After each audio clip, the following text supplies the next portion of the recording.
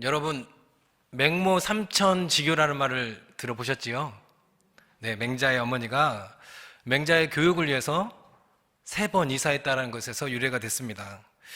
교육에는 주위의 환경이 중요하다라는 말입니다.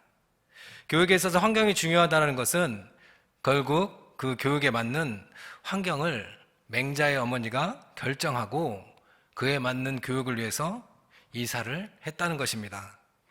그만큼 부모가 자녀의 교육에 있어서 심혈을 기울였다는 것입니다. 예나 지금이나 자녀 교육에 열의가 있는 모습을 보여주는 좋은 예라고 할 수 있습니다. 여러분은 자녀 교육을 위해서 어떻게 해야겠다, 어떻게 양육해야겠다, 그런 로드맵이 있습니까? 자녀 교육 어떻게 해야겠다, 그런 구체적인 계획이 있습니까? 우리나라의 부모들은 어디에도 뒤지지 않는 부분들이 있습니다. 그런 열의가 있습니다. 무엇이냐면 교육열입니다. 이를 반영하듯 모 방송에서 얼마 전에 입시에 관련된 현실을 신랄하게 드라마로 제작해서 높은 시청률을 보이기도 했습니다. 우리나라는 사교육부 지출이 참으로 많은 나라입니다. 요즘 초등학생 그 자녀를 둔 부모들이 있을 것입니다. 그런데 학원에 보내지 않는 분이 혹시 있습니까? 초등학생 자녀를 두고 있는데 나는 학원을 보내지 않는다. 아마 없을 겁니다. 만약에 학원을 보내지 않더라도 방과후 수업을 통해서 학교 공부를 더 보충하고 있을 것입니다. 여러분, 자녀들은 이제 학원이 필수가 되었습니다. 그렇다면 부모들은 왜 자녀들을 학원에 보내고 있을까요? 왜 학원에 보내고 있을까요? 남들도 다 그렇게 하니까 나도 그렇게 합니다 라고 말할 수도 있겠고요. 남들이 다 한다고 하니까가 아니라 학원에 보낼 수밖에 없는 그런 이유도 있을 겁니다. 학원을 보내지 않으면 다른 친구들과 경쟁에서 밀려서 내 아이가 뒤떨어지진 않을까?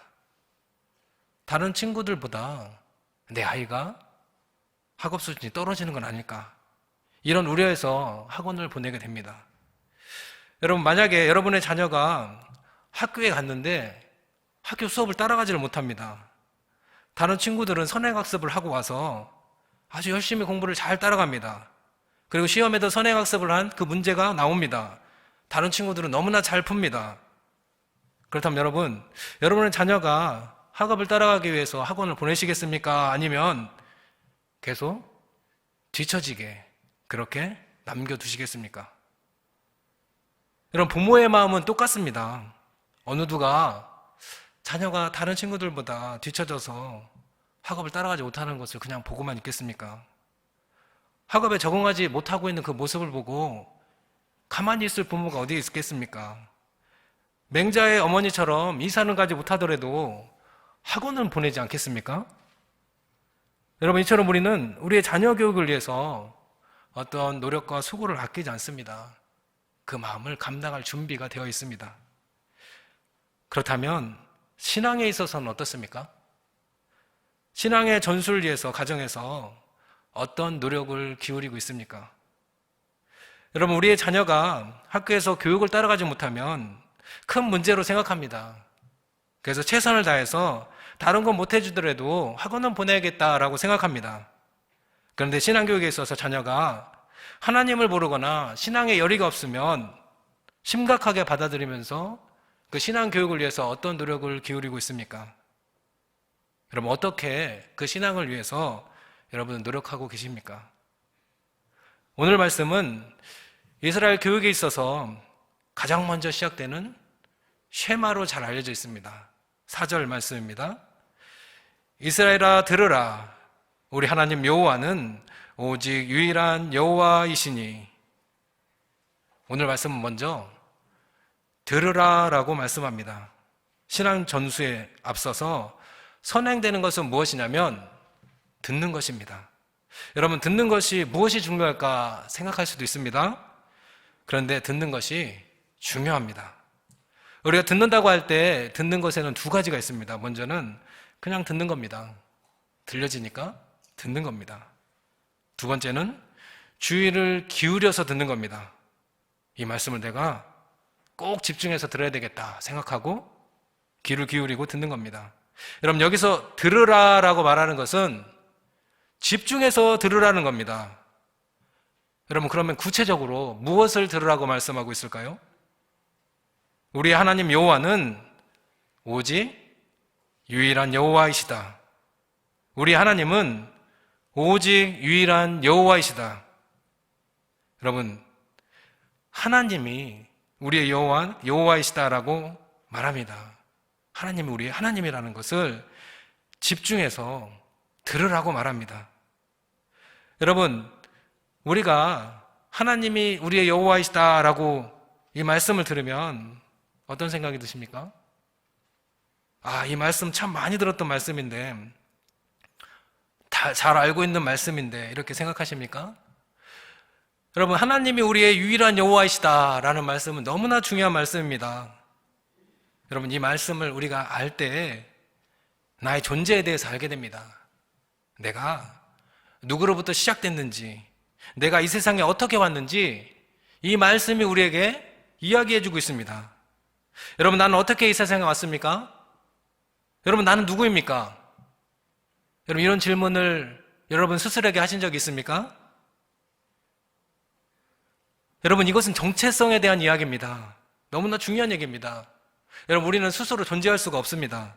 우리는 누군가에 의해서 만들어진 존재입니다.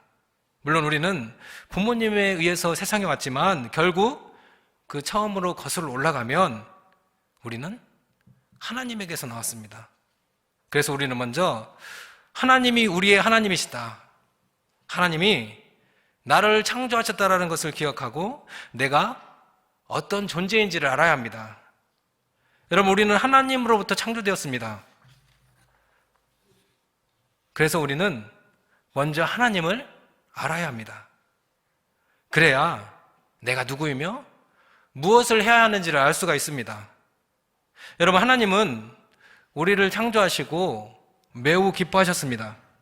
그리고 하나님은 우리에게 하나님을 예배하고 하나님을 찬양하라고 하셨습니다.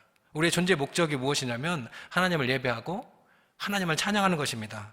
이사야 43장 21절 말씀입니다. 이 백성은 내가 나를 위하여 지었나니 나를 찬송하게 하려 함이니라. 여러분, 하나님께서는 우리를 창조하실 때에 하나님의 형상대로 창조하셨습니다. 그리고 하나님을 예배하고 하나님을 찾도록 하셨습니다. 그래서 우리는 다른 많은 것들이 있어도 우리 안에 하나님이 없으면 공허하고 허탈한 마음이 드는 것입니다. 우리는 하나님의 형상대로 하나님의 숨결을 받아서 살아 움직이는 존재가 되었습니다. 하나님이 없이는 살아갈 수 없는 존재가 되었습니다. 이사야 43장 1절 말씀입니다. 야곱아, 너를 창조하신 여호와께서 지금 말씀하시느니라. 이스라엘아, 너를 지으신 이가 말씀하시느니라. 너는 두려워하지 말라. 내가 너를 구속하였고 내가 너를 지명하여 불렀나니 너는 내 것이라. 하나님께서는 우리를 구체적으로 불러주셨습니다. 나를 지명해서 불러주셨습니다. 그리고 너는 내 것이라고 말씀합니다. 여러분, 우리는 하나님의 자녀이고 하나님의 것입니다. 그것은 누구도 피해갈 수가 없습니다. 그렇다면 가장 먼저 우리가 알기를 힘써야 하는 것은 무엇이겠습니까? 우리가 먼저 누구를 알아야 하겠습니까? 하나님입니다. 그래서 이스라엘의 신앙교육에 있어서 이 본문 말씀이 쉐마로 암송되고 신앙 전수에 있어서 우선이 되는 것입니다. 그렇다면 우리가 하나님이 우리를 하나님이심을 알았다면, 우리가 하나님이 우리 하나님이시라는 것을 알았다면 그 다음은 무엇을 해야 되겠습니까? 5절 말씀입니다. 너는 마음을 다하고 뜻을 다하고 힘을 다하여 내 하나님 여호와를 사랑하라. 여러분, 하나님이 우리의 창조주가 되시고 우리가 그의 피조물이라는 것을 알게 됐습니다. 그 다음 우리가 해야 될 것은 무엇이냐면 하나님을 알기를 힘쓰고 하나님을 사랑해야 합니다. 오늘 말씀처럼 마음을 다하고 뜻을 다하고 힘을 다해서 하나님을 사랑해야 합니다. 우리가 마음을 다해서 하나님을 사랑해야 한다고 할 때 마음을 다한다는 것은 어떤 의미입니까? 여러분, 마음이 무엇입니까? 여러분, 마음이 무엇이라고 생각하십니까? 마음은 우리의 모든 것이 집결되는 장소입니다. 마음은 우리의 생각과 뜻과 행동이 결정되는 곳입니다. 그래서 우리가 무슨 일을 다할 때 마음을 다해서 최선을 다하라고 합니다. 여러분, 마음을 다해서 최선을 다한다는 것, 그 마음이 무엇입니까? 여러분, 마음은 중요한 것입니다. 또 마음이 중요한 이유가 무엇이냐면 생명의 근원이 여기에 있기 때문입니다.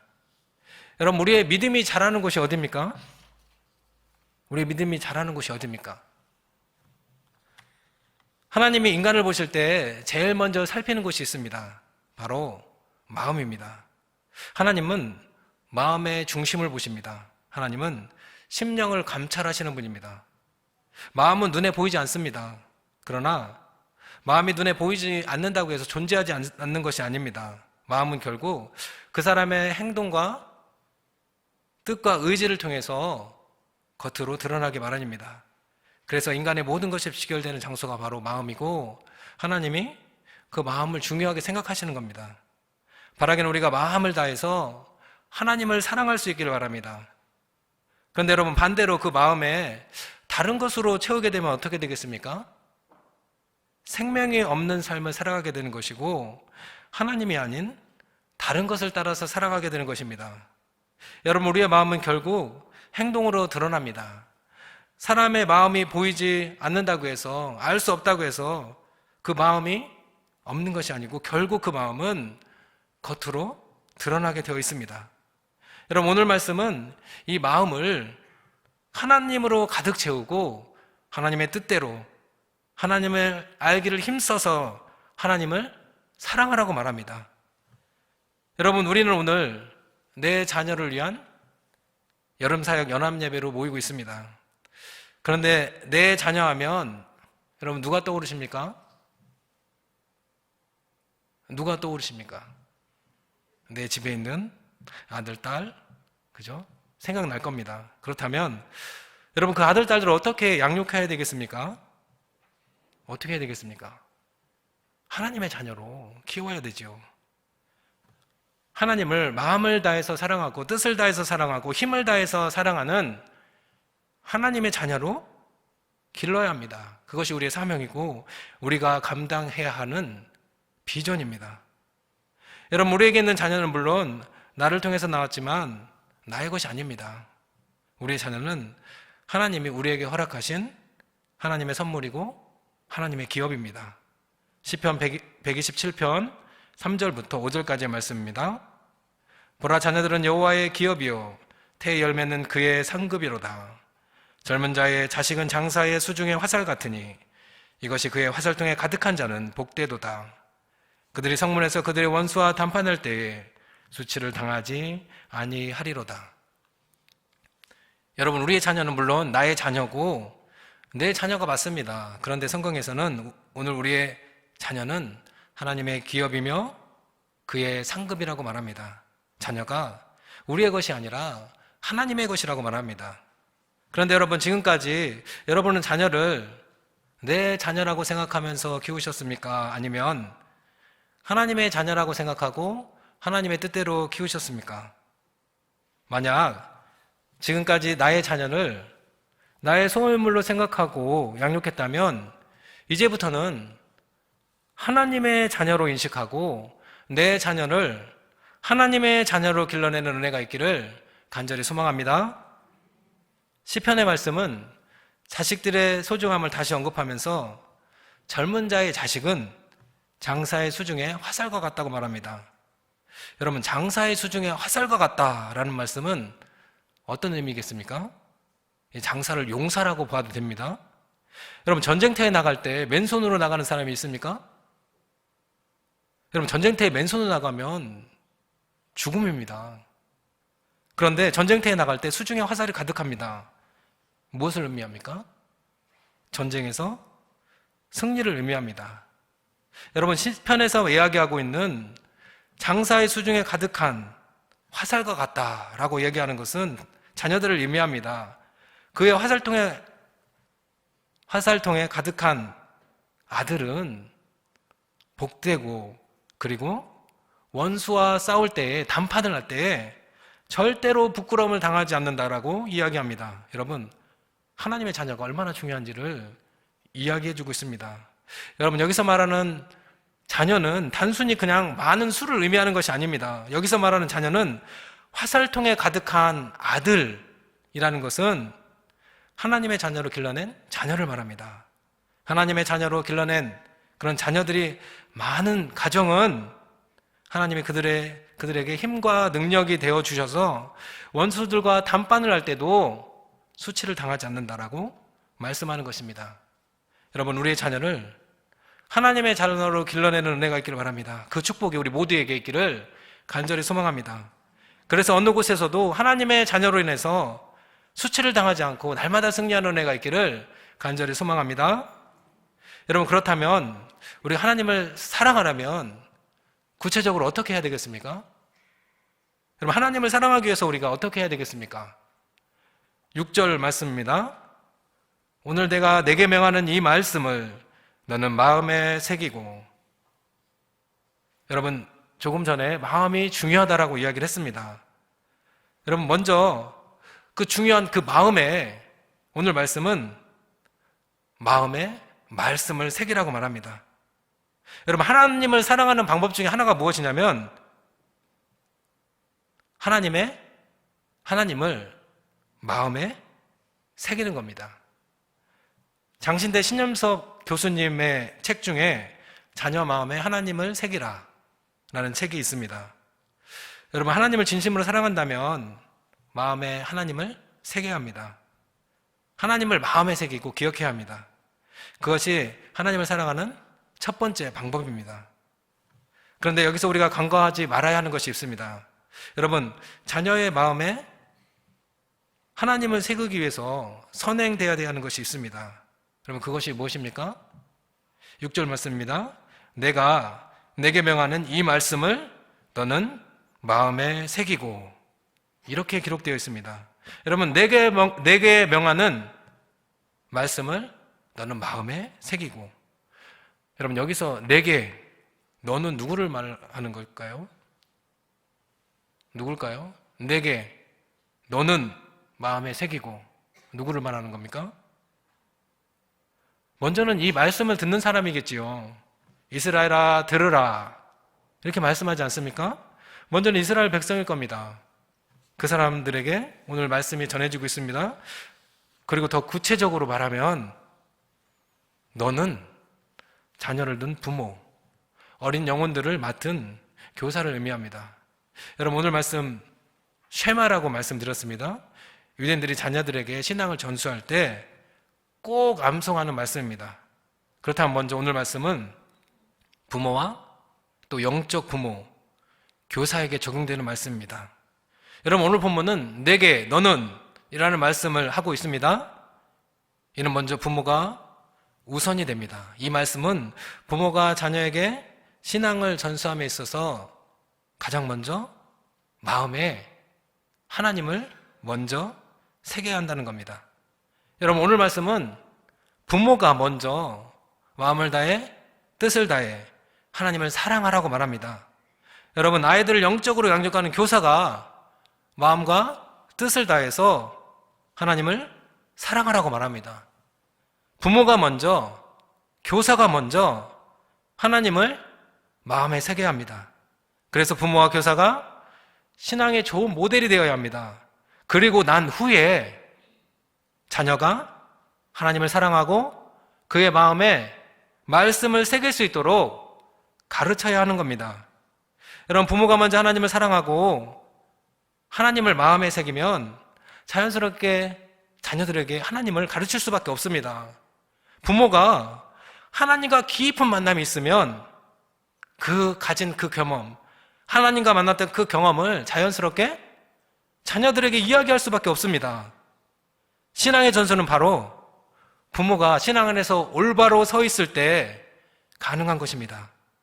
오늘 말씀은 부모가 하나님의 말씀 앞에 먼저 온전히 서서 자녀들에게 가르치라고 말합니다. 그렇다면 여러분, 구체적으로 어떻게 가르치라고 말씀하고 있을까요? 어떻게 자녀들에게 신앙을 가르치라고 말씀하고 있을까요? 7절 말씀입니다. 내 자녀에게 부지런히 가르치며 집에 앉았을 때에든지 길을 갈 때에든지 누워있을 때에든지 일어날 때에든지 이 말씀을 강론할 것이며. 부모가 자녀에게 말씀을 부지런히 가르치라고 말씀합니다. 집에 앉았을 때든 길을 갈 때든 누워있을 때든 일어날 때든 이 말씀을 강론하라고 말합니다. 여러분, 가정에서 하나님의 말씀을 자녀들에게 부지런히 가르치고 계십니까? 여러분, 가정에서 자녀들에게 하나님에 관한 이야기를 하고 계십니까? 나누고 있습니까?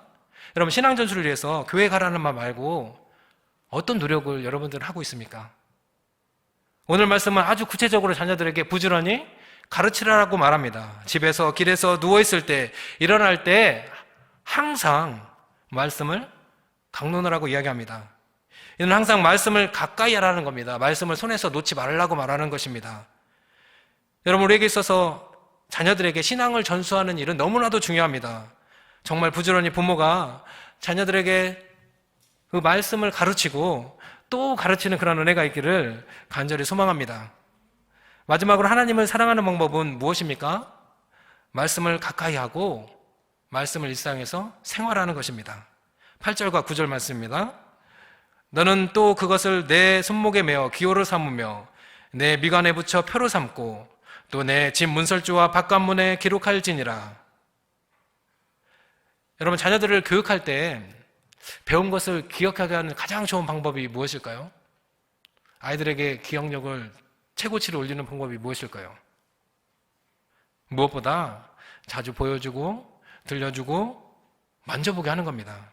여러분, 어린 아이들이 유아기 때 물고 빨고 만지고 하면서 감각을 익힙니다. 그렇게 사물에 대해서 배워갑니다.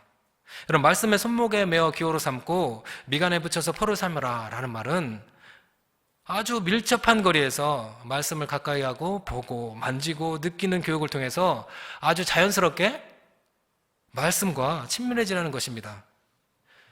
여러분, 사람들끼리 친해지는 방법도 마찬가지입니다. 자주 만나는 것이고 자주 대화를 나누는 거고 소통하는 겁니다. 이처럼 삶에서 아주 밀접하게 관계로 만들어가는 겁니다. 이렇게 관계가 형성되면 자연스럽게 이해하게 되고 사랑하게 되는 겁니다. 여러분, 말씀을 가까이 하는 것이 바로 하나님을 사랑하는 방법입니다. 또 집 문설주와 바깥문에 기록하라고 말합니다. 말씀을 누구나 다 볼 수 있는 곳에 기록해서 우리 가정은 하나님을 최우선으로 삼고 그에 합당한 삶을 간다라고 다른 사람들에게 이야기를 하는 겁니다.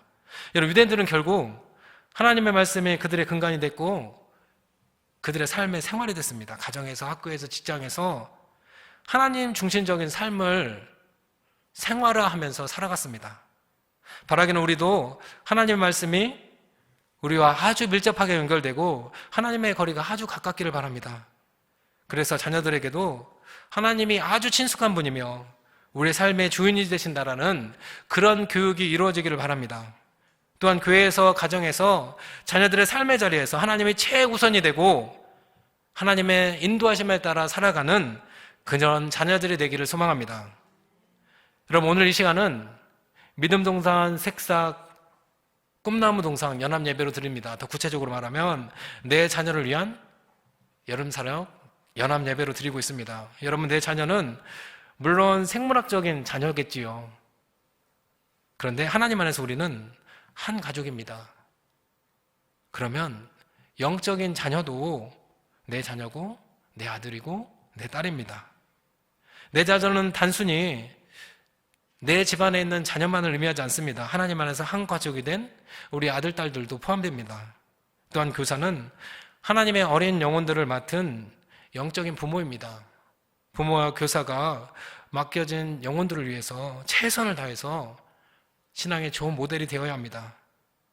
여러분, 이제 내 자녀를 위한 여름사역 연합 예배를 시작으로 해서 이제 연합 꿈땅의 본격적인 여름 사역이 시작됩니다. 여름 사역에서 내 자녀와 하나님 안에서 한 가족으로 된 우리 아들, 딸들을 위해서 그들의 믿음이 성장하기 위해서 그들이 신앙의 유산을 받아들이고 잘 이어가기 위해서 기도와 섬김과 후원으로 우리 함께 동참할 수 있기를 바랍니다. 유아 유치 꿈나무 동산에 어린 친구들이 여름 사역을 통해서 정말 하나님을 뜨겁게 만나고 인격적으로 만나서 믿음의 다음 세대로 굳건하게 설 수 있도록 관심과 기도와 사랑을 아끼지 않는 우리 믿음 동산이 되기를 간절히 소망합니다. 기도하겠습니다. 하나님, 우리가 하나님의 귀한 말씀을 들었습니다. 하나님의 귀한 말씀 가운데 우리가 하나님을 사랑하기 위해서 우리의 마음에 하나님을 새길 수 있도록 인도해 주시옵소서. 우리 자녀들에게 하나님의 귀한 유산을 물려줄 수 있도록 인도해 주시옵소서.